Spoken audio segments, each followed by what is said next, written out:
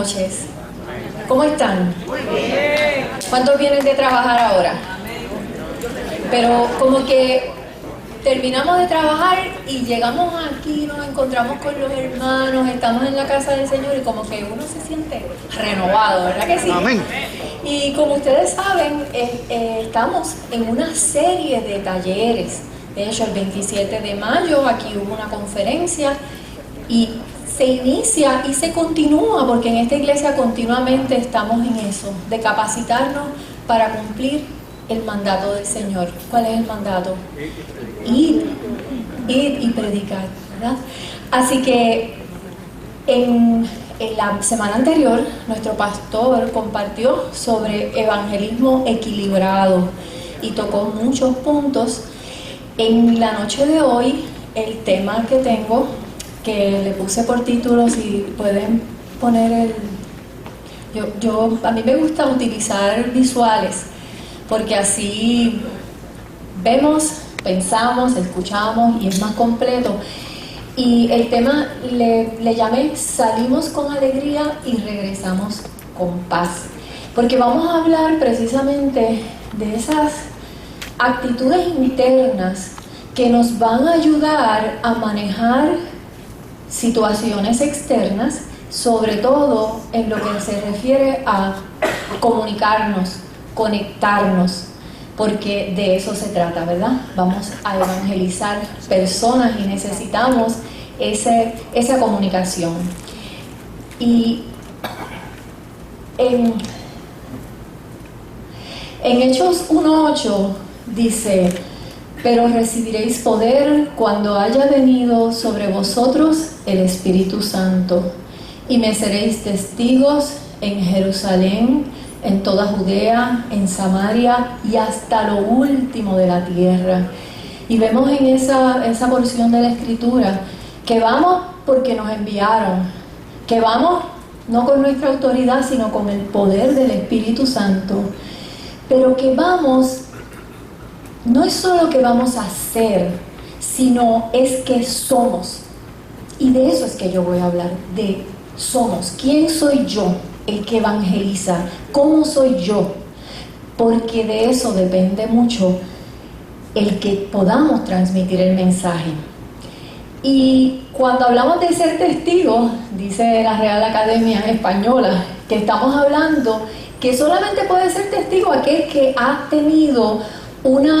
estado presente y adquiere directo y verdadero conocimiento de algo. O sea que ya para poder ir se presupone que hemos tenido nosotros y nosotras un encuentro, una experiencia, y es de eso de lo que vamos a estar compartiendo. En estos talleres y en estas clases, las que se han dado y las que se seguirán dando, se van a hablar de muchos temas.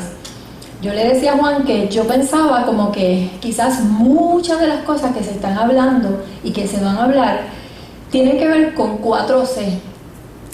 4 palabras que empiezan con C para poder evangelizar. Primeramente, tener ese corazón apasionado por Jesucristo para poder entonces transmitirlo. Tener conocimiento, poder confiar y poder conectar. ¿Conectar con quién? Con esas personas a las que yo voy a evangelizar. Y tengo la flecha esa bien grande porque de lo que vamos a hablar hoy es de eso, de cómo conectar. Cuando digo conectar, me refiero que yo pueda tener una comunicación eficaz, que yo pueda demostrar y compartir y reflejar ciertas actitudes cristianas que son esenciales, que yo sepa, y vamos a reflexionar, y no solamente reflexionar, sino que espero poder darle algunas guías bastante precisas de cómo interactuar con personas que son resistentes o podríamos llamarles difíciles, ¿verdad? Y también tenemos que resaltar algunos estilos de comunicación que debemos evitar, pero sobre todo llaves que abran puertas para ese corazón inconverso, porque una vez que esa llave llega a donde tiene que llegar, y abre el corazón, del resto se encarga el Señor. Decía que las 4 Cs, la primera es el corazón apasionado, y a mí me encanta cuando en Juan 21:15 el Señor le pregunta a Pedro: ¿me amas más que estos? Y yo creo que de eso se trata, ¿verdad? Yo recuerdo cuando yo tuve la dicha, el privilegio de una persona que fue muy influyente en mi proceso de conversión, que de hecho ella no fue la que me presentó el plan de salvación, ella hizo algo bien importante, ella preparó el camino, ella trabajaba conmigo y era una enfermera que ella vivía el Evangelio, y esa mujer tenía una pasión por el Señor, que eso ella lo respiraba, ella lo reflejaba, y fue muy influyente en mi vida, ¿verdad? Y ella en un momento dado me aconsejó que fuera a una iglesia, y allí fue que yo me convertí. Pero en ese sentido, ese corazón apasionado, donde quiera está regando semillas. No es porque fue un viaje misionero, es que lo vive. Ella, pues, no sé cuántos han tenido esa experiencia, pero de eso se trata cuando hablamos de evangelismo. Conocer, el pastor habló mucho, ¿verdad? Lo importante que es tener ese conocimiento. Por ejemplo, si vamos a evangelizar jóvenes, conocer esa cultura. Si vamos a otro país, conocer no solamente de quién es la persona, cómo son, sino también hay cosas que no son, digamos, que se pueden malinterpretar en la cultura, y todo eso bien importante, y de eso muchas conferencias y muchos estudios les van a hablar. Eso, sobre todo el pastor habló mucho, ¿verdad?, de lo importante conocer no solamente al Señor, las escrituras, la cultura donde vamos, técnicas y estrategias y destrezas para poder evangelizar bien. Todo eso es importante, pero de eso no les voy a hablar hoy. También es importante confiar. ¿Confiar en quién? ¿En usted? En el Espíritu Santo, y la Escritura lo dice claramente: no eres tú, no somos nosotros los que vamos a hablar, el Espíritu Santo nos va a guiar. Yo recuerdo una vez una persona que me contó que él estaba bastante resistente al Evangelio, pero estaba con un vacío en su corazón, y él pensó: si alguien a mí me dice que me quiere, yo creo que yo me convierto al Señor, porque estaba tan solo y tan solo. Y vino un hermanito y le dijo: yo te amo, y lo abrazó, y él se convirtió en efecto. Así que el Espíritu nos puede guiar. Nosotros tomamos, ¿verdad?, nos corresponde a nosotros, tomamos cuanta clase, cuanto libro, lo que sea que nos ayude, pero siempre es el Espíritu el que nos usa, el que nos dirige y el que nos dice qué hacer y cuándo hacerlo. Así que para prepararnos para evangelizar, necesitamos ese corazón apasionado, necesitamos confiar, necesitamos conocer y necesitamos conectar. Y hoy, aunque nos vamos a concentrar en eso de cómo conecto, no podemos olvidar todas las demás. Por eso es que las menciono, porque están todas entrelazadas. Porque una vez que tú tienes el corazón apasionado por Jesucristo, esa facilidad quizá para confiar en el Espíritu Santo también va a estar ahí. Y pienso que como parte de nuestra capacitación, en los talleres vamos a estar cubriendo mucho sobre todo lo que tiene que ver con ese conocimiento, cuál es la forma eficaz para evangelizar, y en las clases tomamos mucha información, pero nada sustituye las disciplinas espirituales, ese tiempo a solas con el Señor, ¿verdad? Lo que es la oración, lo que es el estudio de la palabra, la meditación en la palabra, lo que es el estar en ayuno, en cualquiera de las disciplinas espirituales, van a ser bien importantes. Así que nos vamos a concentrar en conectar, y vamos a empezar por lo básico. Y todos aquí sabemos que para comunicarnos, claro que sí, utilizamos el lenguaje verbal, pero es tan importante el lenguaje no verbal, los gestos y también el tono de voz que usamos. Por ejemplo, si yo le digo a una persona: yo confío en ti, pero yo le digo: yo confío en ti, como que no suena igual, ¿verdad? Así que es importante el tono que yo use, los gestos que yo hago, y a las personas, sobre todo ese inconverso que quizás puede estar resistente, puede ser que mis palabras las escuche, pero va a mirar más mis gestos y mi proyección.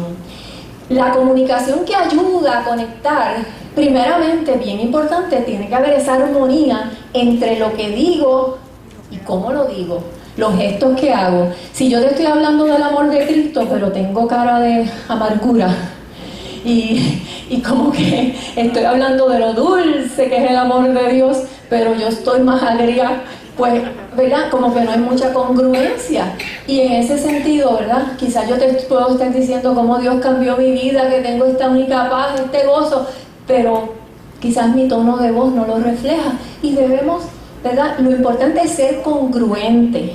¿Qué quiero decir con esto? Mire, si usted no está contento, no hay problema. Los cristianos que conocen a Jesucristo de vez en cuando están tristes, no hay problema. O sea, lo que yo estoy señalando es que si yo digo que estoy contento, para que la comunicación haga sentido, lo debo reflejar. Si no estoy contento, no hay problema, pero no diga que está contento cuando está triste. Ese es el punto, ¿verdad? Que sea congruente la comunicación verbal y no verbal. También otro aspecto de la comunicación que conecta, pues, el tono de voz amigable, el escuchar activamente. Cuando digo activamente estoy diciendo, y de esto voy a abundar ya mismo, que no solamente te estoy escuchando lo que tú dices, sino que también estoy observando que tú me estás diciendo también tú, con tu mirada, tus gestos. El respeto, por supuesto, la postura relajada, la expresión cálida, que refleje eso que invita al diálogo. Cuando nosotros nos comunicamos con alguien, está pasando al mismo tiempo dos cosas. Uno es el contenido es lo que te digo, pero otra cosa es el proceso, lo que sucede mientras te lo digo.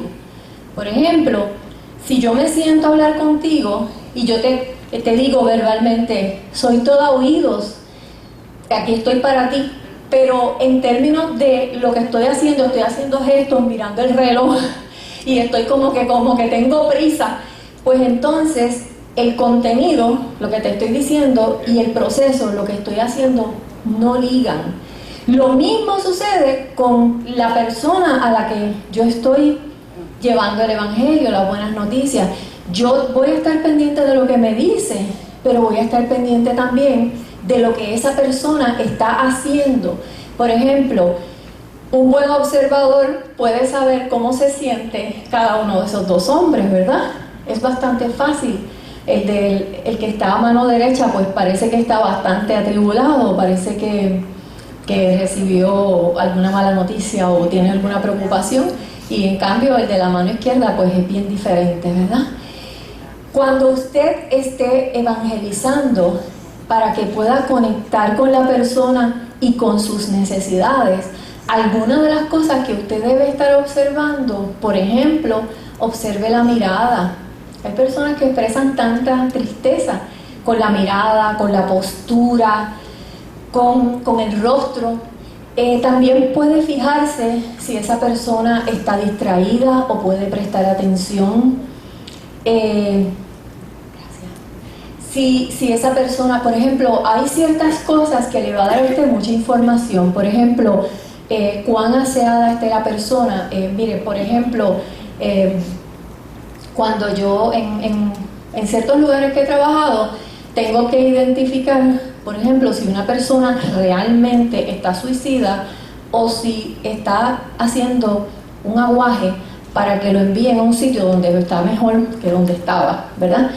Y entonces, una de las cosas bien importantes que nosotros observábamos, porque a veces la persona decía, me quiero matar, pero era para que se lo llevaran a otro sitio que iban a estar mejor. Pero, por ejemplo, una persona que estaba muy bien afeitado, muy bien acicalado, sus uñas pulcras, hasta con las cejas arregladas, y entonces te dice, no, la vida no tiene sentido para mí. Como que tú dices, no es que una persona acicalada no esté mal, lo que te quiero decir es, no es consistente, y uno entonces sigue observando cosas. Muchas veces usted ve a una persona y quizás esa persona está maloliente, está sin afeitar, pues todo eso es información que me está hablando de sus necesidades. Si la persona, por ejemplo, se le dificulta mirarlo a los ojos, si la persona está inquieta, Yo en estos días estaba atendiendo a una persona que me decía que él estaba de lo más bien, que él estaba tranquilo, pero mientras me hablaba, pues era todo el tiempo así como haciendo con las manos, como si como si las manos le estuvieran sudando y se las estaba secando, y muchos gestos, mucho movimiento. Pues el cuerpo habla y nosotros observamos. ¿Para qué? Para identificar necesidades y para saber cuándo es el momento quizás de detenernos, ¿verdad? Porque quizás estamos, para una persona que quizás está con una necesidad bien inmediata, no tengo que darle de comer a mis hijos esta noche, quizás en ese momento para esa persona va a ser más importante una solución más inmediata que hablar de la vida eterna, ¿verdad? Y en ese sentido, saber el momento. Hay otra cosa bien importante para conectar con las personas, y es observar y respetar las fronteras. Las fronteras, ¿qué cosa es una frontera? Es como una línea imaginaria. Usted alguna vez ha estado hablando con alguien que se le acerca demasiado y usted como que se siente incómodo, o quizás una persona que usted le está hablando y está demasiado distante. Pues eso son fronteras, y eso sobre todo cuando hacemos viajes misioneros a otras culturas, tenemos que estudiar bien eso, porque hay culturas incluso que mirar a los ojos es una falta de respeto. Hay culturas donde acercársele a una distancia que para nosotros es prudente, para ellos puede ser ofensivo. Y en ese sentido hay barreras o fronteras que para cada cultura, para cada etapa, ¿verdad? Para una persona de una edad o de otra, pues tenemos que estar bien conscientes. Otra cosa importante para conectar con las personas es identificar el ritmo de la persona. Nunca debemos forzar nada, por supuesto, ni tampoco bombardear a la persona, saturarla con mucha información. Yo quiero darle a ustedes una guía que nosotros utilizamos mucho para poder ver el ritmo de la persona. Hay un modelo que se llama, lo crearon unos hombres que se llaman Prochaska y Di Clemente, y con este modelo ellos lo que te dicen a ti es que la motivación, en este caso que estamos buscando, una motivación para que una persona se convierta a Cristo, lo conozca, abra el corazón al Señor. La motivación es algo que va a ir progresando y que nosotros con nuestra forma de comunicarnos podemos ayudar a que progrese, o hasta si nos vamos muy agresivos cuando la persona no está muy preparada, podemos hasta dañarlo, por decirlo así. Entonces, ellos dicen que hay 5 etapas, y se los voy a poner un ejemplo de una persona que necesita hacer una dieta. Vamos a decir que esta persona necesita rebajar, y cuando la persona está precontemplativa, lo que significa es que la persona, es verdad que necesita rebajar, pero la persona está que manda a pedir pizza, se lo toma con una Coca-Cola, ni hablar, los tenis están llenos de telaraña. O sea, eso se llama precontemplativa, o sea, es una persona que ni piensa en hacer cambios. Pero llega el momento que la persona va a estar contemplativa. ¿Qué cosa es contemplativa?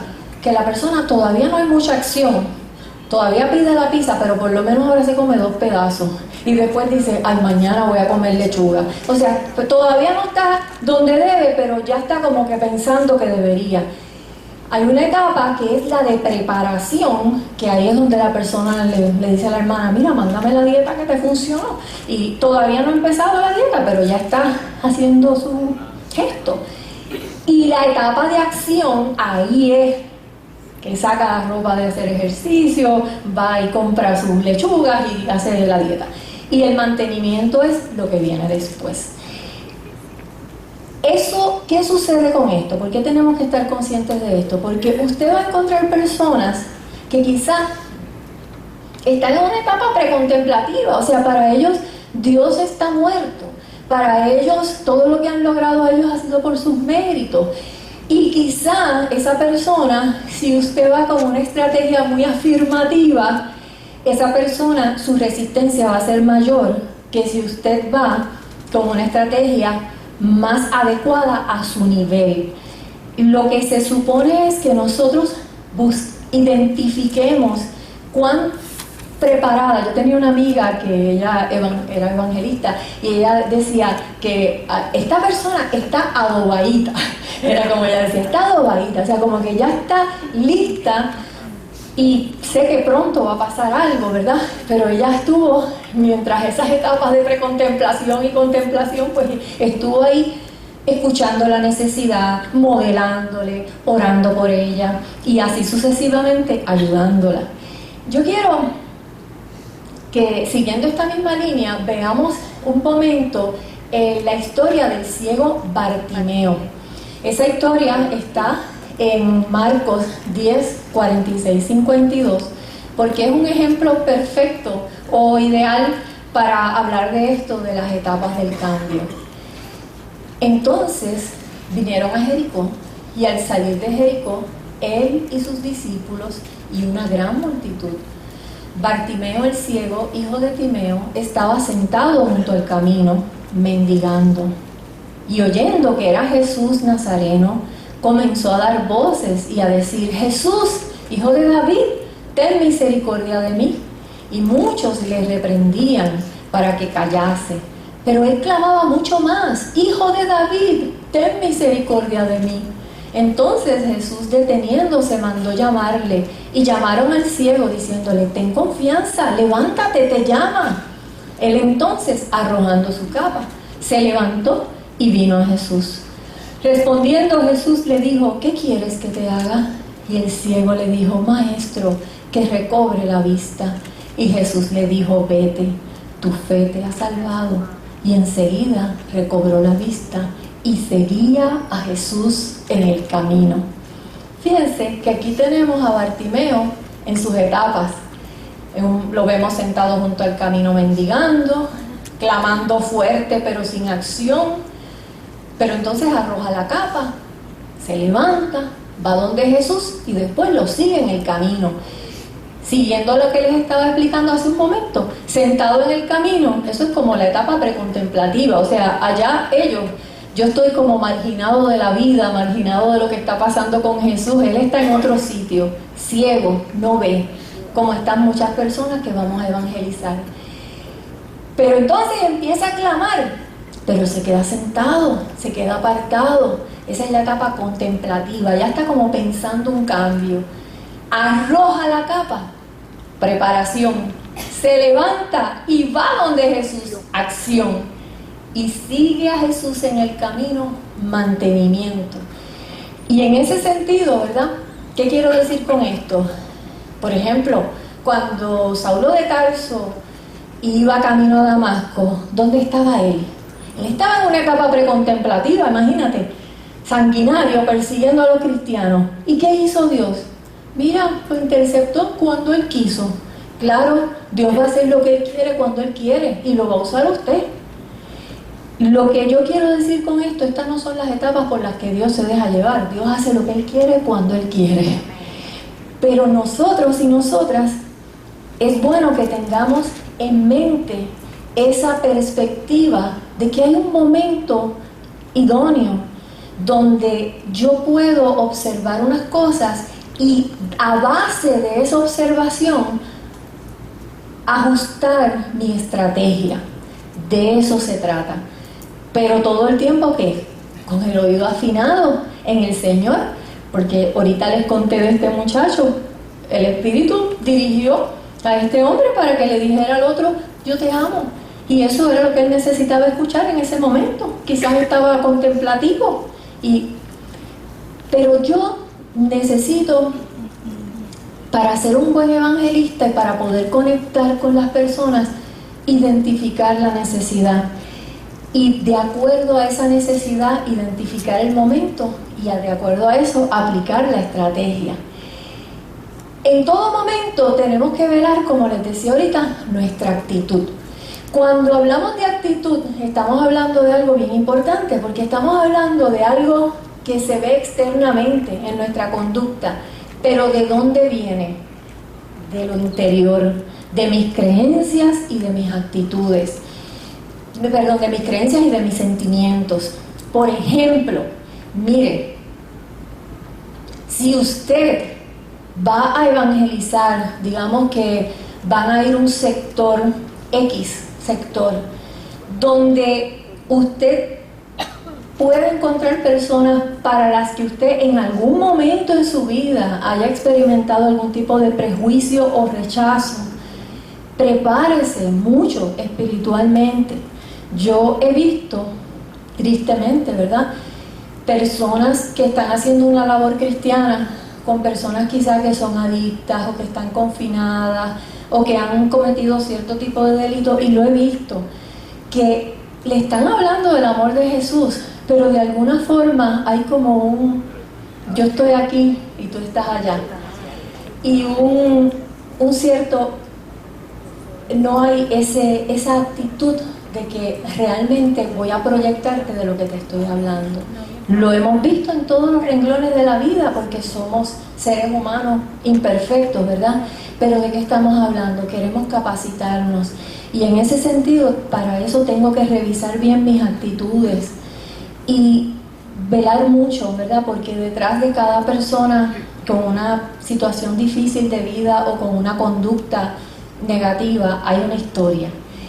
Y en ese sentido, creo que el mejor antídoto es eso, es ser, para poder ser como Jesús, pues yo tengo que estar con Jesús, o sea, ser como Jesús para hacer lo que Él nos pidió. Y para poder ser como Jesús, yo necesito estar con Jesús.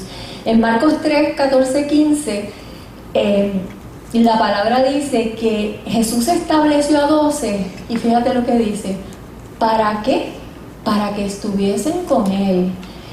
Y para enviarlos a predicar, a enviarlos a predicar, y que tuviesen autoridad para sanar enfermos y para echar fuera demonios. Pero fíjate, es ese estar con Jesús el que me va a ayudar a imitar y hacer. O sea, porque en todos los talleres, en un momento dado vamos a hablar del hacer, cómo hago esto, cómo hago aquello, pero hoy le estamos dando énfasis al ser, cómo yo soy, cómo yo me parezco más a Jesús en mis actitudes. Y esas actitudes que se van a reflejar en mi conducta tienen que ver mucho con mis pensamientos.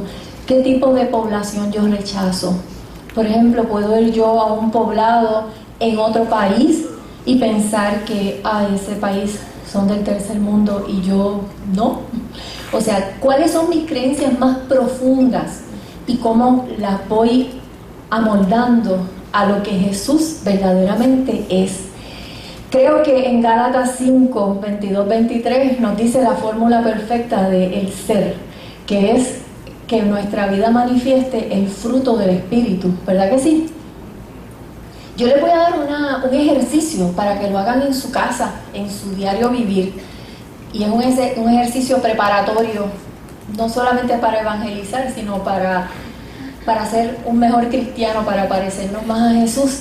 Y es esas personas que quizás son más difíciles en su vida, quizás pues llámese jefe o llámese compañero de trabajo, o a veces se puede llamar hasta pareja, sea quien sea, pregúntate hasta qué punto, cuál de este fruto, por ejemplo, es la paciencia, es la mansedumbre, es la benignidad, se me hace difícil demostrar.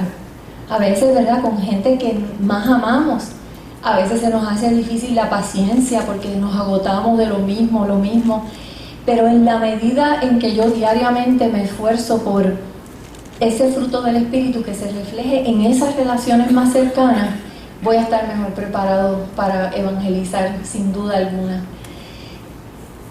En cuanto a ser como Jesús, ¿verdad?, dice Pablo que debe haber en nosotros ese sentir que hubo también en Cristo. En Efesios y en Colosenses nos dan pues muchas instrucciones.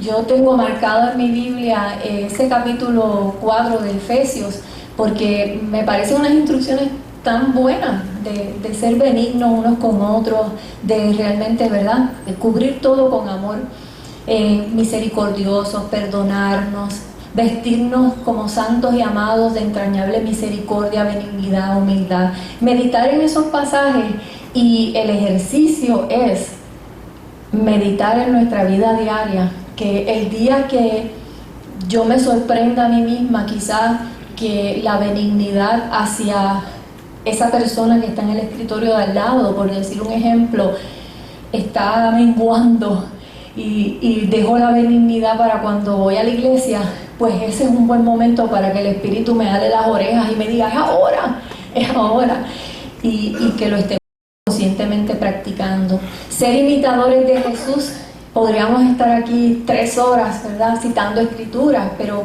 seleccioné algunas, como lo es el corazón de siervo, el amor ágape. El amor ágape es ese amor que no espera nada a cambio, que es ese amor sacrificado, que lo da todo sin esperar nada. La solidaridad, ¿verdad?, que él llora con las hermanas de Lázaro, manso y humilde y compasivo, ¿verdad? El pastor la última vez habló mucho de esas y otras cualidades del Señor.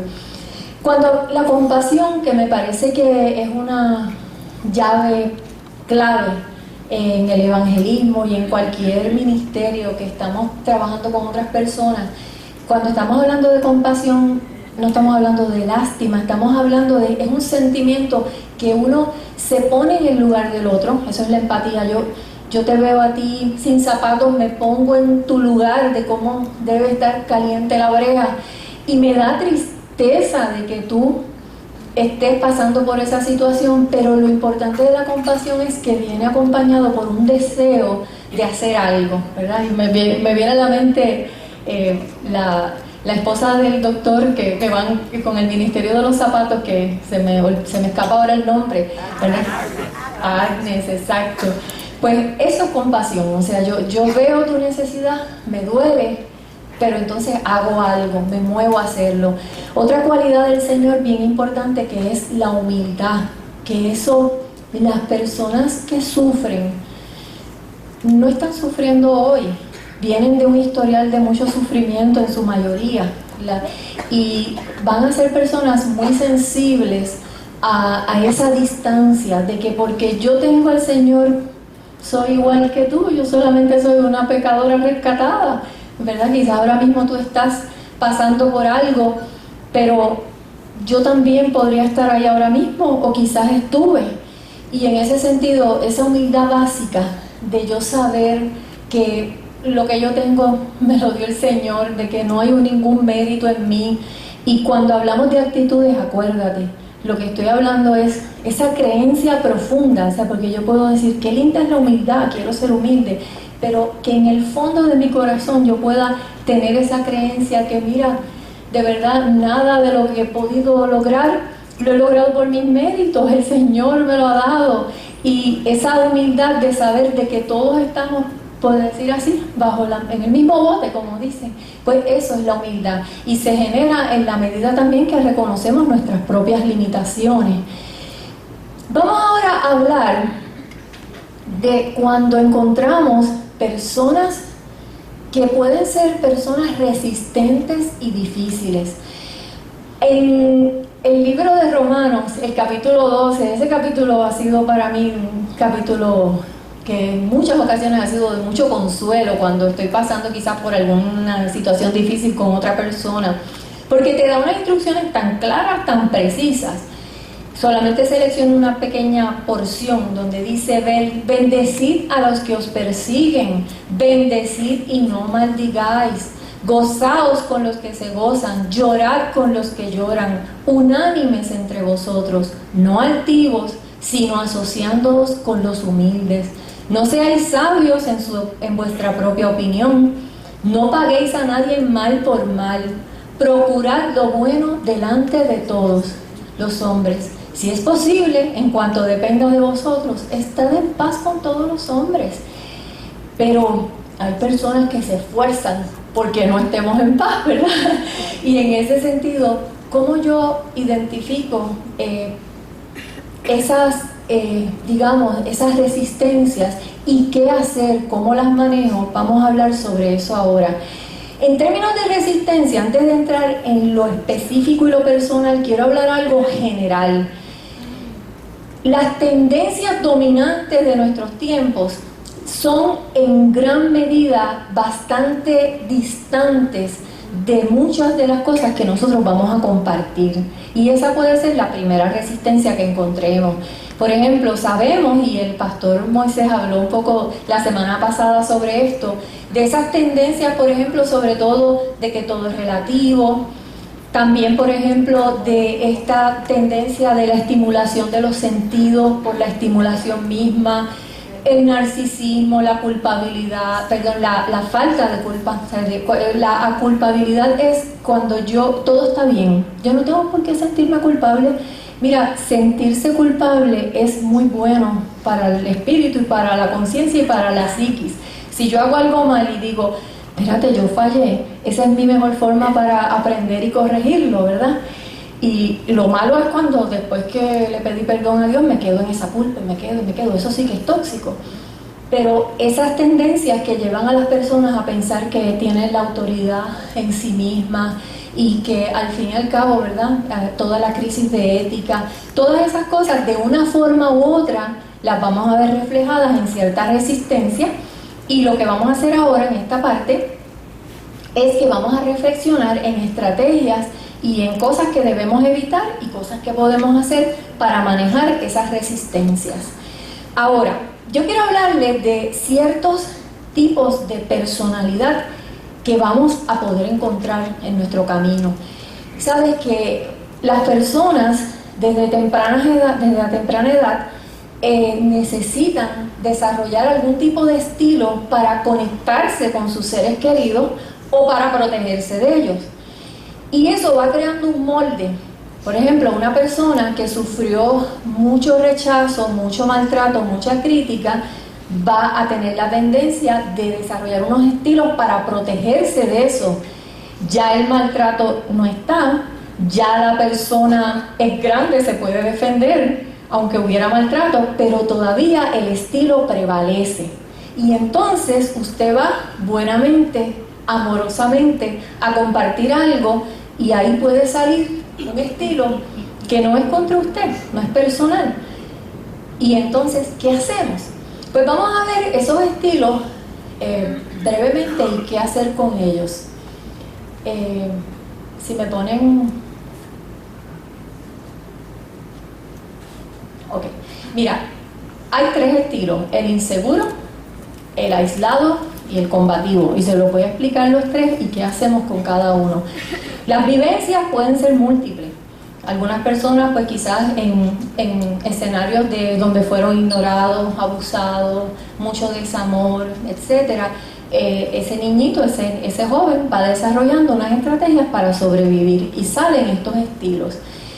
¿Cómo es el estilo inseguro? Básicamente tenemos una persona que no tiene amor propio, que tiene mucho miedo al rechazo y mucha inestabilidad emocional. Esa persona, cuando usted le va a evangelizar, puede ser que se encuentre con una persona que no se siente digna de ser amada por el Señor, o puede ser que todo lo tome en un tono muy legalista y entonces quizás trate de hacer las cosas bien, pero se va a caer fácilmente porque se va a poner unos estándares muy altos, porque esa persona, pues, ok, lo quiero hacer bien porque así Dios me va a querer. O sea, ese evangelio de la gracia no viene muy compatible para esa persona. Al mismo tiempo, ese estilo va a desviarse fácilmente. ¿Por qué? Porque si esa persona actúa para ganar aprobación, pues hoy quizás está ganando su aprobación, pues aceptando al Señor, viniendo a la iglesia, pero mañana se va a encontrar con otra persona que lo va a invitar a otra cosa y fácilmente va a buscar aprobación en otro sitio. Así que, ¿qué yo voy a hacer con esa persona más insegura, que quizás pueda estar receptiva, quizás pueda estar, pero es como la parábola que hablaba el Señor, esa semilla que cae en una tierra que todavía, pues, ¿verdad? El viento se la lleva fácilmente. El énfasis en el amor del Señor, el trato cálido y el darle seguimiento va a ser bien importante en esta persona. Cada uno de los ejemplos que le voy a ir dando puede ser que aplique a cualquier caso, pero en este caso, sobre todo, es bien importante comunicarle, y recuerdan, como decía, esa comunicación verbal, con mis gestos, con mi abordaje hacia la persona, el amor de Cristo, pero luego mucho seguimiento. Hay otro estilo que es el aislado. Esa es la persona que aprendió, pues si todo el mundo me ataca y nadie me protege, pues yo lo que hago es que me creo mi propio mundo. Esa persona tiende a ser solitaria, indiferente, desconectada, se le hace bien difícil confiar. Si tú me quieres decir a mí que puedo confiar en ti, se le hace bien difícil confiar. Esa persona se te puede demostrar a ti como bien indiferente, autosuficiente, te va a poner muchas barreras, puede intelectualizar el mensaje, incluso parecer soberbia, pero lo importante es que a esa persona vayas despacio. ¿Se acuerda lo que hablaba ahorita? Está precontemplativa, pues no vayas con un mensaje muy afirmativo, dale su espacio, ve a su ritmo, escucha, trata de crear pues a través de escuchar que la persona se sienta validada y no tomar personalmente su actitud. Está entonces el otro estilo, que es el combativo. El combativo es yo contra el mundo y el mundo contra mí. Es la persona que todo lo que tú le digas te lo va a criticar, le va a encontrar las 5 patas al gato, no encuentra propósito en nada y hasta cierto punto hasta se hace daño con lo que tú le dices, o sea, lo interpreta de una forma que se puede hasta lastimar o lastima a otros, o sea, porque es un estilo que la persona pues se crea bien rebelde. Esa persona combativa puede demostrar mucho coraje, irritabilidad, mostrarse resistente, y realmente lo importante aquí es no entrar en discusiones, no entrar en polémica, no criticar a la persona y no estar a la defensiva. O sea, yo nunca puedo estar a la defensiva cuando voy a evangelizar, y mucho más con una persona que quizás va a criticar el mensaje. Y mira, no es cuestión de que yo saque los tomos de teología y le explique, no, mira, tú estás mal. Es posible que la persona se torne más resistente.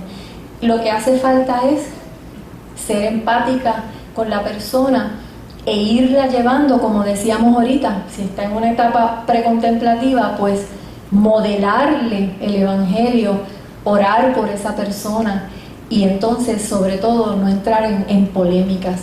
Hay una realidad y es que podrá haber 3 estilos principalmente, ¿verdad? Son esos 3 y el cuarto es el estilo seguro, que es la persona que sí confía en sí mismo y puede confiar en los demás, y esa persona se puede abrir más fácilmente al evangelio.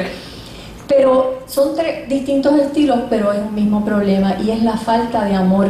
La persona se está protegiendo, la persona tiene una necesidad y por eso hay una sola solución, que es ese amor de Cristo. Es yo voy a perseverar en ese acercamiento a la persona usando la estrategia correcta en el momento correcto y sobre todo mi ser compasivo hacia esa persona y mi ser imitando al Señor, ¿verdad? Servicial, humilde, como hablábamos anteriormente, pero al mismo tiempo yo puedo perseverar porque yo sé que lo que yo le estoy comunicando a la persona, primero con mis oraciones, mis gestos y luego con mis palabras, es lo que la persona necesita, es lo que la va a sanar finalmente, que es ese amor de Cristo.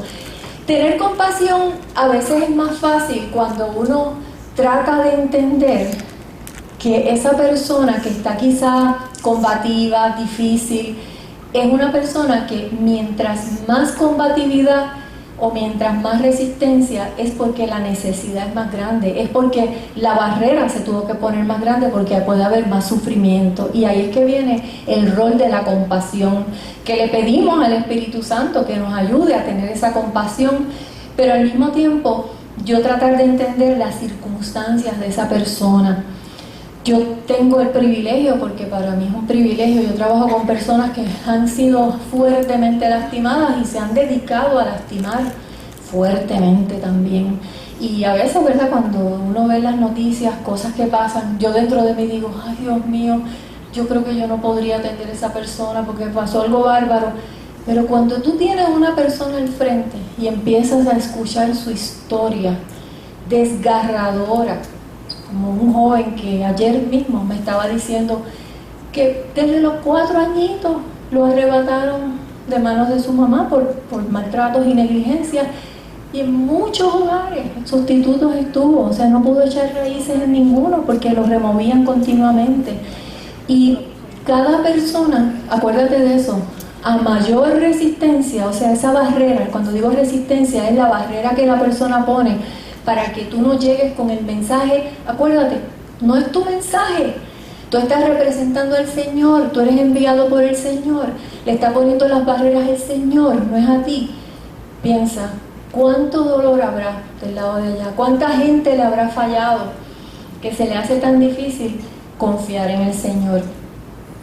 Existe, por ejemplo, una literatura interesantísima que explora mucho esto, ¿verdad? Que yo lo he tocado apenas a pincelada, pero hay mucha información sobre eso, sobre cómo, ¿verdad? Esto es de la psicología del apego, que estas personas que tienen experiencias difíciles en su vida, luego para apegarse no solamente a otras personas, sino al Señor, se les hace difícil. Pero ¿cómo se sana la gente? Es a través de las relaciones humanas que fueron lastimadas y es a través de las relaciones humanas que pueden ser sanadas. Por eso a veces decimos que la iglesia es un hospital y esa persona llegó a tu camino o tú llegaste al camino de él porque el Señor lo quiso así para que tú seas ese instrumento. A veces quizás tú no seas la persona que escuches decir sí, acepto al Señor, pero tú vas sembrando esa semilla y esa semilla vuelve atrás vacía. No vuelve atrás vacía. Así que la compasión va a ser bien importante. Ahora también quiero mencionar las personas en crisis, o sea, porque ahorita estábamos hablando, quizás estos estilos son como más estáticos, personas que tienden a ser aisladas o que tienden a ser combativas, pero hay muchas personas que dentro de un instante o una instancia en su vida donde están en crisis, por ejemplo, que usted vaya a un hospital a orar por una persona y esa persona quizás recientemente está luchando con su diagnóstico, no lo acepta, tiene hasta coraje con Dios y usted va a evangelizar y esa persona en su vulnerabilidad hay mucha frustración, hay mucho enojo, a veces coraje con el Señor. ¿Y a quién se lo podría disparar? Quizás a mí. Y en ese sentido, otra vez, esa compasión, y no quiere decir, ¿verdad?, que todo, te empecé desde el principio diciendo, ¿verdad?, siempre el escenario de respeto mutuo, y hay momentos donde el silencio o pedir permiso o simplemente decir pues gracias a Dios, ¿verdad? No es que uno va a tolerar insultos. Lo que estoy hablando aquí es de comprender la vulnerabilidad de las personas cuando están en crisis. Aquí les tengo una lista de nos que el pastor la semana pasada estuvo hablando y quiero que, o sea lo que sea, cualquier estilo, cualquier circunstancia, nunca repitamos frases mecánicas, ¿verdad? Y no presionar, no amenazar, no meter miedo, no ponerse uno a la defensiva como si me estuvieran atacando a mí, no discutir, no confrontar. ¿Y qué quiero decir con confrontar? Confrontar, por ejemplo, cuando una persona, tú sabes que está haciendo algo que está mal y que se está haciendo daño y tú vas directamente y le dices a la persona, no, porque tú estás en pecado y tú necesitas a Jesucristo, ¿eso va a conseguir buenos resultados? Usualmente no. No es adecuado ni manipular, como vendiendo sueños, por ejemplo, todo te va a salir bien, porque tampoco es así, ni juzgar, nunca descuidar el lenguaje corporal y el tono de voz, porque eso es lo que todo el tiempo va a estar transmitiendo a la persona. No usar palabras muy técnicas o poco conocidas, no hacerse el experto, aquí estoy yo que lo sé todo en la Biblia, no reflejar aires de superioridad, todo eso son nos. Estilos que alejan en lugar de acercar, definitivamente asumir ese rol de experto. Muchas veces la persona va a estar más susceptible ante mi fragilidad, cómo Dios obró conmigo, y entonces se siente, pues estamos en familia, y entonces podemos encontrar ese espacio. el dar sermones, el dar muchos consejos, criticar, ridiculizar, poner etiquetas, imponer ideas o valores, todo eso está contraindicado. Miren, por lo general, en lugar de confrontar, ayuda mucho el hacer alguna pregunta.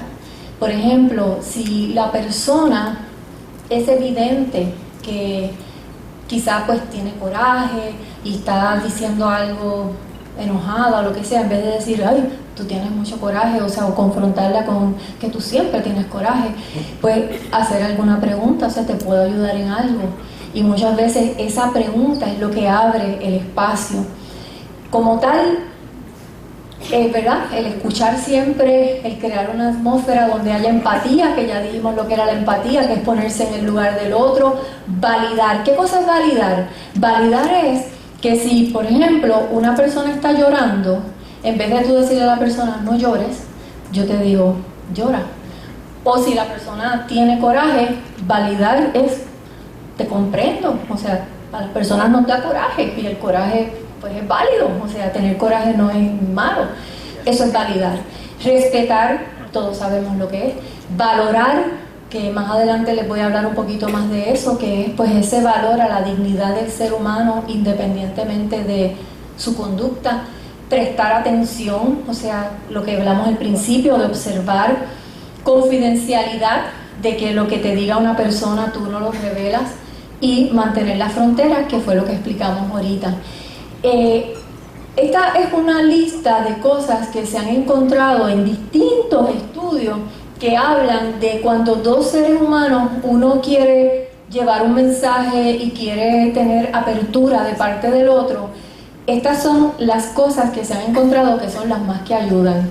La sonrisa cálida, el sostener contacto visual, mirar a la persona, la boca relajada, inclinarse un poco hacia la persona, o sea que no es lo mismo que si yo voy a hablar con ella y estoy así y como que le hablo así, a que me inclino un poco hacia ella, como que con el cuerpo, el mensaje corporal le estoy diciendo, te quiero escuchar, me interesas, pero la frontera adecuada, no me le acerco demasiado, sino me inclino un poco.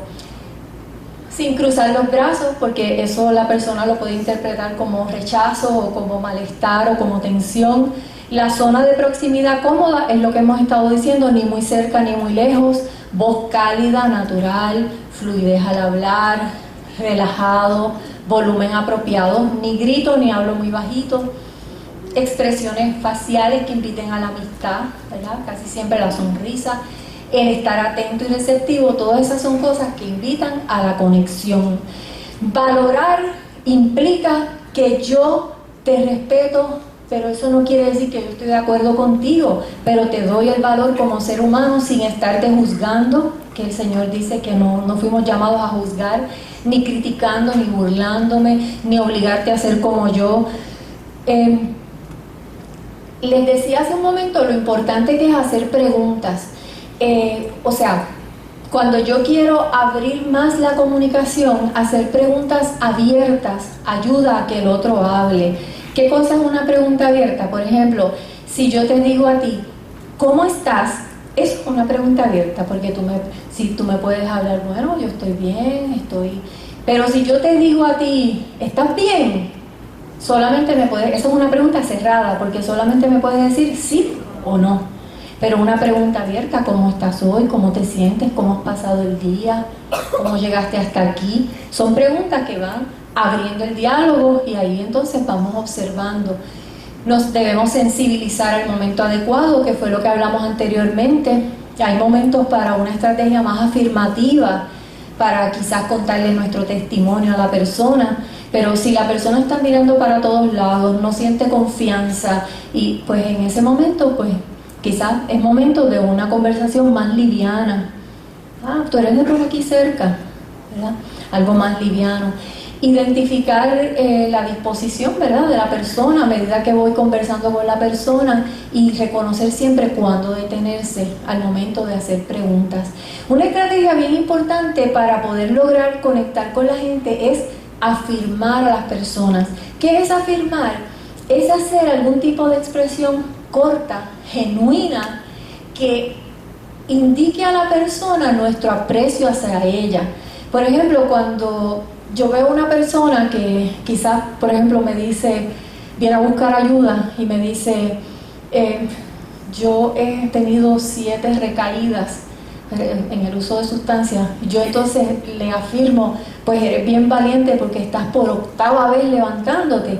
Es como el comentario que te hace la persona como de limitación. Por ejemplo, quizás una persona te puede decir, ay, es que yo tengo tantos problemas, y entonces tú ves la persona que está trabajando, que está haciendo, y tú le dices, tú la verdad que eres una guerrera, le validas que está pasando trabajo, o sea, no es fácil, te comprendo. Quizás tú puedes entender eso porque quizás tú también lo has pasado, pero entonces le afirmas, pero qué luchadora o qué luchador eres. Eso es una afirmación, y eso ayuda a que la persona entonces también se sienta pues más receptivo.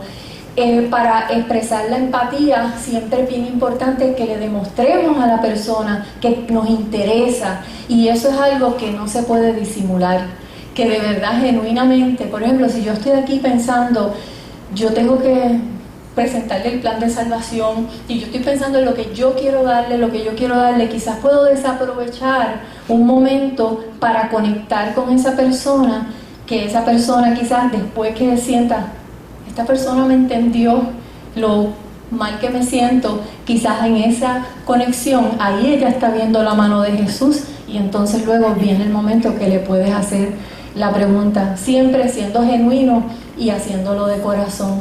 Cuando la persona es muy difícil, es más difícil empatizar, ¿verdad? Como que uno dice, bueno, ¿y por dónde yo me puedo, ¿verdad?, encontrar como que es válido lo que esta persona está haciendo? Y en ese momento pues es bien importante quizás encontrar algún área en común con la persona.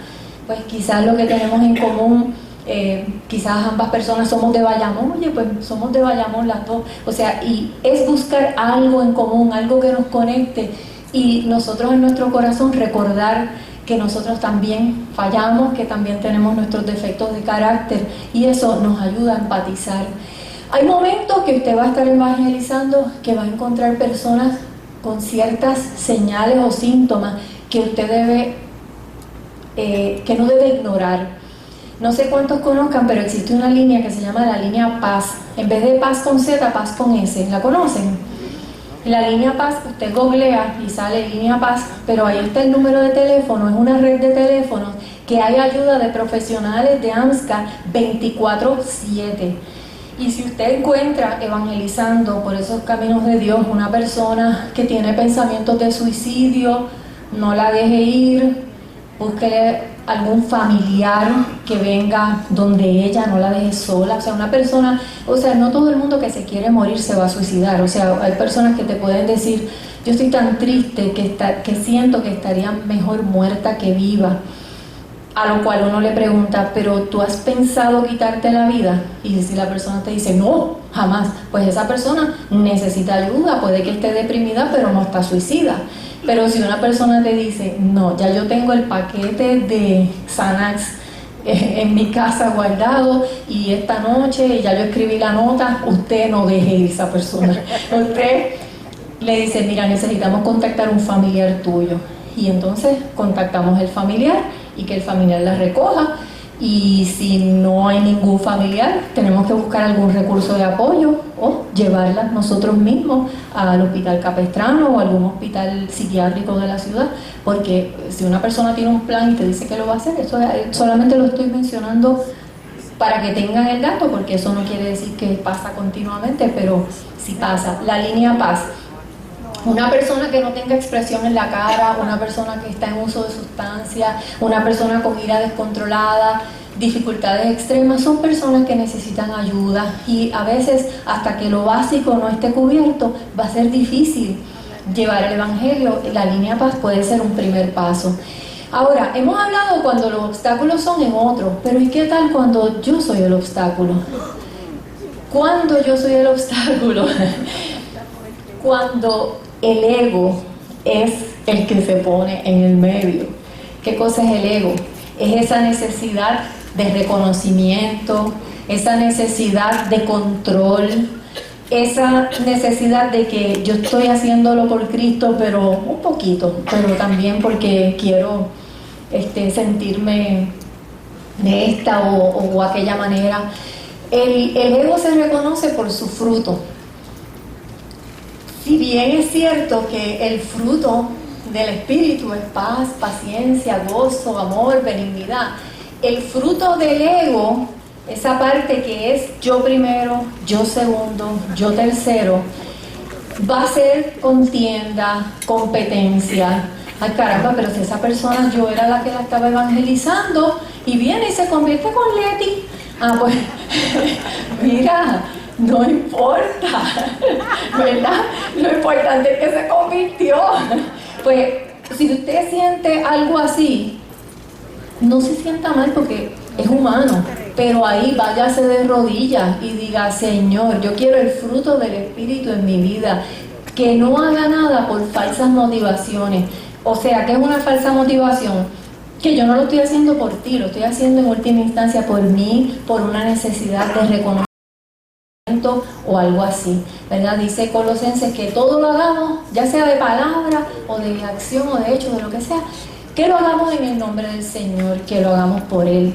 Así que pendiente lo que dijo Juan, es necesario que Él crezca, pero que yo mengüe.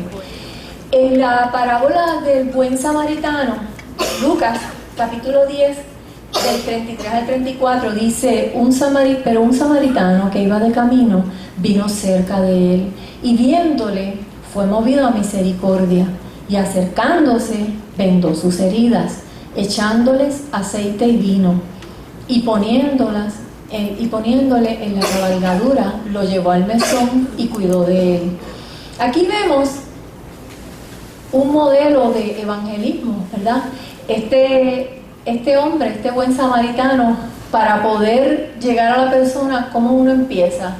Viendo, se interesa en esa persona.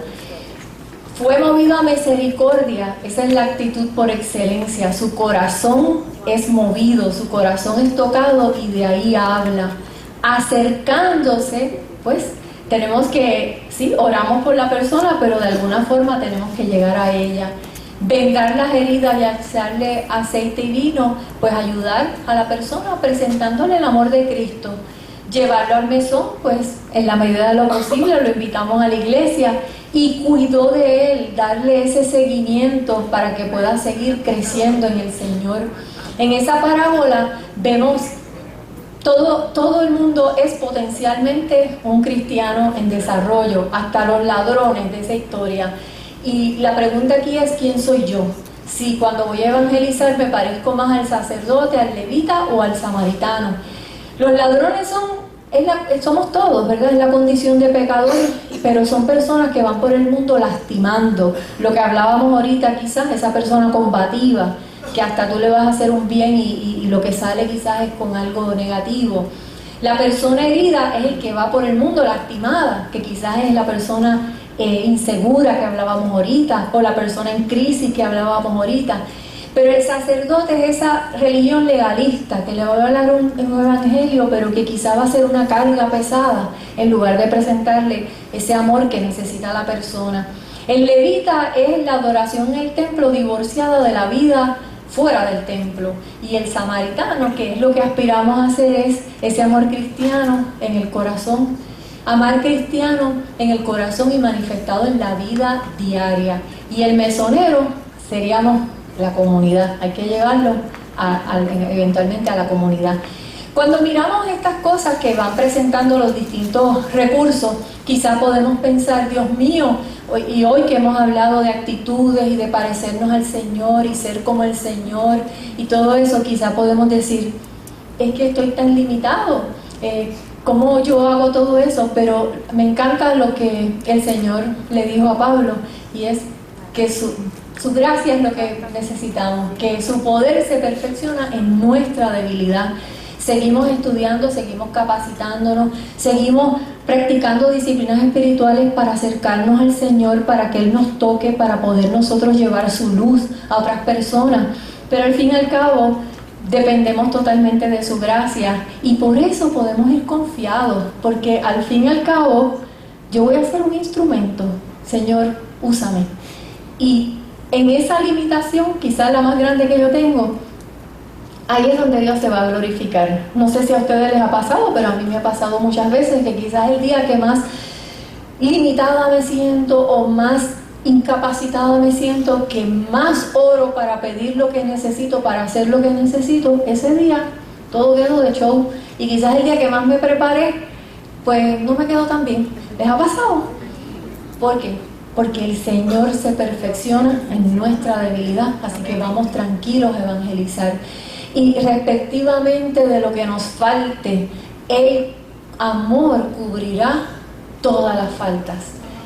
Todas, todas, todas, todas. Yo pensé que iba a hacerlo de esta manera, que lo iba a hacer, pero el amor del Señor manifestado en nuestras relaciones va a cubrir todo lo que falte. Así que vamos a sumergirnos en ese amor para que lo podamos expresar a las personas. Así que entonces ahora vamos a... mira, ahorita yo les mencioné, porque Clinton es un autor, él es un consejero psicológico estadounidense, que él tiene mucha literatura y él habla mucho de cómo es que la gente actúa basado en los estilos de conectarse con la gente. Y él tiene un libro bien interesante que habla sobre cómo nosotros nos relacionamos con Dios a base de esos estilos y lo difícil que se nos hace conectarnos con el Señor cuando tenemos quizás un estilo combativo, inseguro o así sucesivamente. Así que espero que esta mirada panorámica pues haya sido de ayuda, y entonces ahora pues vamos a abrir un espacio para preguntas o para añadir o para comentar o para lo que usted quiera resaltar en este momento. ¿Alguna pregunta? ¿Pregunta?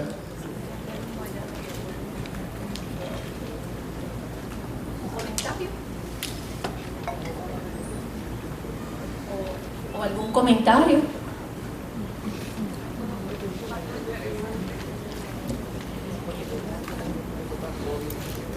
El Señor le bendiga. Mi nombre es María. Yo soy una de las maestras de Escuela Bíblica de Extensión aquí en Alameda.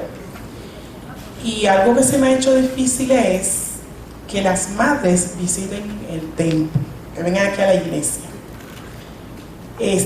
Ponen mil barreras, ponen excusas. La primera que pone es: ay, yo no sé cómo me voy a vestir. Yo digo: nena, vete como tú quieras, que el Señor va a trabajar contigo.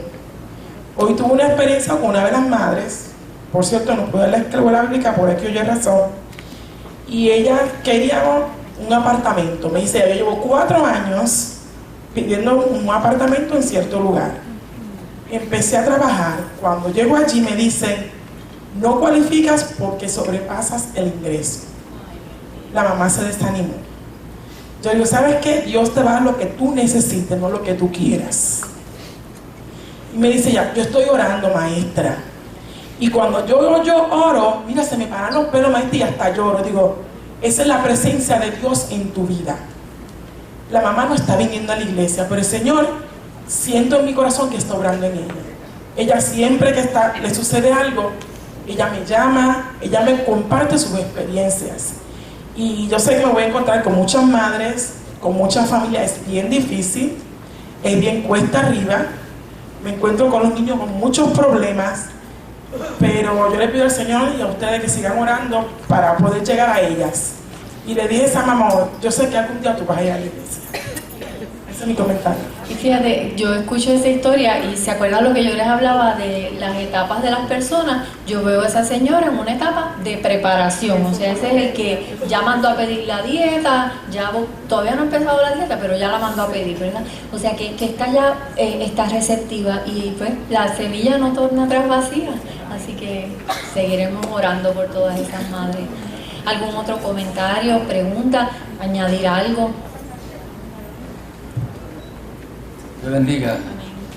El evangelismo es un factor sumamente importante, pero hay una segunda parte que es vital, que es discipulado. Y hay muchas iglesias que le dan énfasis al evangelismo, pero no le dan énfasis al discipulado, que es el que va a producir la raíz, la solidez y la continuidad de esa semilla que entró en tierra fértil. ¿Cómo está haciendo la iglesia para trabajar con ese plan B? Sí, fíjate, en ese sentido, en nuestra iglesia, por un lado, los diáconos, cuando las personas se convierten, se les llena una información y aquí los hermanos Albairi y su esposo Antonio Giorgi, junto con el cuerpo de diáconos, bien celosamente, Iris llama a esas personas, le da seguimiento, ¿verdad? Se intenta lo más posible encaminarlos para que sigan a las aguas bautismales y luego por allá los recoge nuestro maestro, el licenciado Juan Babilonia, en discipulado. Pero ciertamente, ¿verdad? Cuando hablábamos de la parábola del buen samaritano, ese mesonero, ese seguimiento es esencial. Usted tiene toda la razón y creo que en cada evangelista esa semillita, ¿verdad? Hay ocasiones cuando vamos a otro país, pues plantamos y nos vamos, pero cuando nos quedamos aquí, pues ese seguimiento, ¿verdad? De seguir llamando, de seguir buscando sobre todo, como hablábamos ahorita, que hay ciertas personas que fácilmente se pueden desviar porque están buscando aprobación fuera de ellos, no están buscando la aprobación del Señor, es fuera de ellos y quizás hasta vienen a la iglesia, pero todavía se están moviendo por un factor exterior. Hay que seguir pastoreándolas y llevándolas y dirigiéndolas, pero es muy importante, sí. ¿Algún otro comentario?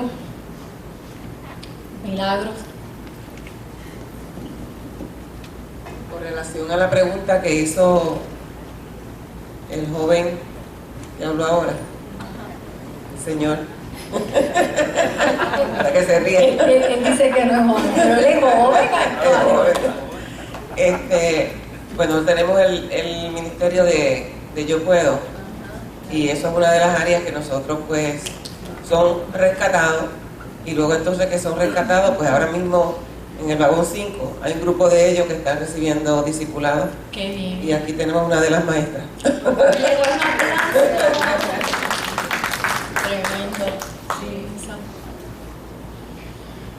Bueno, yo lo que quiero es felicitarla y darle las gracias porque de verdad uno muchas veces quiere llevar el evangelio y apresurarse, Sí. pero muchas veces no nos sentamos a escuchar ni a entender a esa persona, ni a hacer preguntas.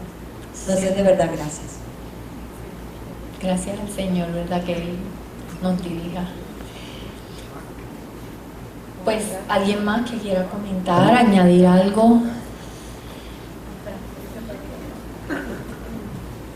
Sí, yo quería hacer una preguntita. El evangelio que me gusta llevar es puerta a puerta.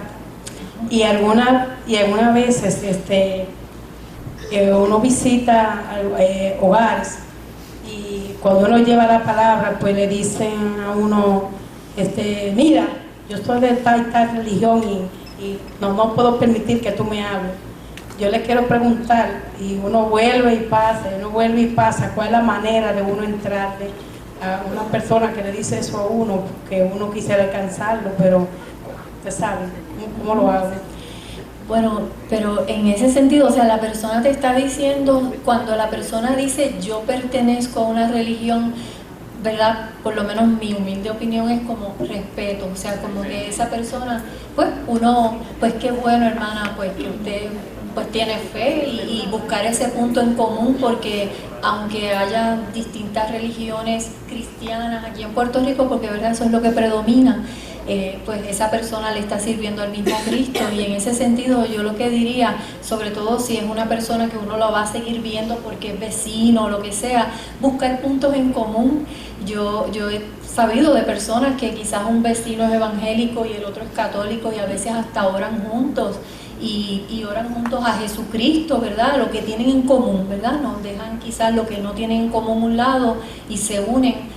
Y quizás, por ejemplo, a una persona que de alguna forma está muy resistente, pues quizás preguntarle, ¿usted tiene alguna necesidad que yo me pueda llevar para orar? O sea, como tender un puente de amor y hermandad, pero si la persona no quiere recibir, digamos, el mensaje ¿verdad?, de lo que nosotros específicamente le queremos comunicar, hay que dar ese respeto, sobre todo si la persona está en su casa, ¿verdad? Y en ese sentido, si la persona le dice, no vuelva más por aquí, pues ya, uno le pues, cuando me necesite, estoy allá al lado, o sea, pero yo por lo menos le daría ese espacio, ¿verdad?, como yo lo manejaría. ¿Alguien más que quiera? ¿Una pregunta? Pues si no hay más preguntas, yo les invito a que, de verdad, primeramente los felicito. Veo pues esa receptividad, ese amor por el Señor, ese corazón apasionado por el Señor, y cada uno de los talleres, uno se da por aquí, otro se da por allá, va a ir tejiendo lo que el Señor está haciendo con usted en ese aposento alto, en su espacio sagrado. Él le va a ir guiando, le va a ir diciendo, ¿verdad? No podemos descuidar las disciplinas espirituales, mucha oración, mucho estudio de la palabra y esa compasión, porque detrás de cada converso hay una persona que necesita el amor de Cristo. Como decía el pastor la semana pasada, el problema de la humanidad se puede manifestar de muchas maneras. Esta persona quizás es corrupta o practica corrupción o practica esto, practica lo otro, pero ¿cuál es el problema esencial? Que no han tenido un encuentro verdadero con el Señor, y usted sí lo tuvo. Y cuando uno tiene buenas noticias, uno las comparte, y cuando uno tiene ese amor, lo va llevando. Así que les animo a que continúen en la serie de talleres que se vayan dando, que continuemos, ¿verdad? Porque yo también los estoy tomando, y que el Señor nos vaya guiando, que quizás a algunos los enviará a tierras lejanas, y quizás a otros los va a enviar a la esquina, y quizás a otros al escritorio de al lado, como fue mi caso, que la persona que me evangelizó, que fue muy influyente en mi vida, tenía el escritorio cerca de mí. Que, por cierto, si me permiten, una anécdota que les voy a hacer, porque es que de verdad que es comiquísimo. Yo trabajo como psicóloga y ella era enfermera. Estábamos bastante cerca, no había mucho espacio en el sitio. Y entonces un día yo estaba atendiendo a un hombre que tenía una voz gruesa y hablaba bien duro. Y entonces él me estaba diciendo, es que yo no le encuentro sentido a mi vida. Claro, yo ahí estaba participando de una relación como psicóloga, ¿verdad? Pero entonces ella, la enfermera, viene y se para por detrás, que la persona no la veía a ella, me estaba mirando a mí, pero ella me mira a mí y me enseña la Biblia y me dice, ¡háblale de Cristo! Pero realmente esa mujer era una cosa que ella bueno, y de verdad que allí hasta los inconversos decían, ay Dios mío, yo quisiera tener ese amor por el Señor, porque es que era una cosa que ella lo vivía, lo respiraba. Así que cada uno de nosotros, el Señor nos toque el corazón y podamos respirar ese amor, porque eso es lo que va a sanarlo todo, no es, ¿verdad? No son que las finanzas cambien, o sea, las finanzas suben, van, mejoran, pero el corazón lo que necesita es a Jesucristo, y cada uno se está preparando para eso. Así que los dejo con Juan para la oración final. Dios te bendiga a ustedes. Muchas gracias. Paco Olano, para que nos despida en oración.